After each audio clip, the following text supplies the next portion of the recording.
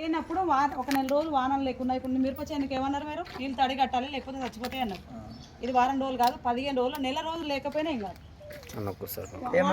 పదని ఇస్తా ఉంటుంది అది వాటరు ఇప్పుడు మన అక్వ జలేసింది.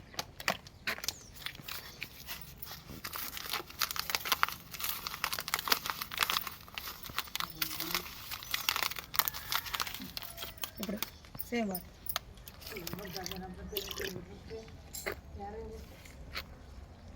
అక్వ జలేసి వాటర్ పోసాం.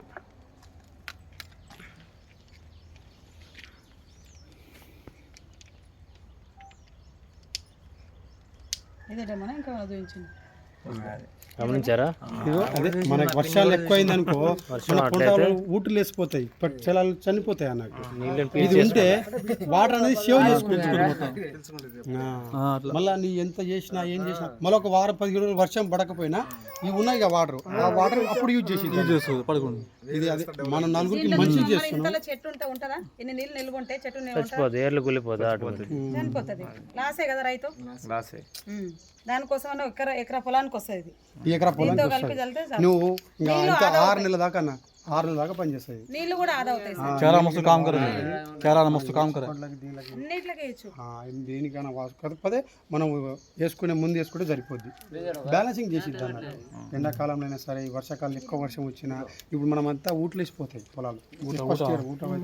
వాటర్ ఎక్కువ ఉంటాయి. ఎందుకంటే నేను చేసిన పొలం కాబట్టి నాకు తెలుసు కాబట్టి చెప్తాను.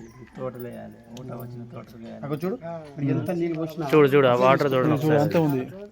ఎలాంటి హాని కూడా చేయదు పొలానికి. దీనివల్ల ఎలాంటి హాని లేదు. ఫీల్ చేసుకుందాం. పొలాలు అయితే ఏం కాదు మేడం, కానీ తోటలు అయితే పనికి వస్తుంది. అది మిరప తోట పనికి వస్తుంది. మనకి రోజు వర్షం వచ్చినా లేదు. మిరప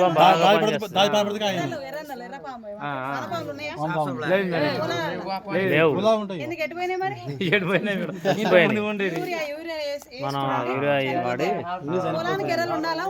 ఉండాలి మేడం. ఉంటేనే లూజ్ అవుతుంది.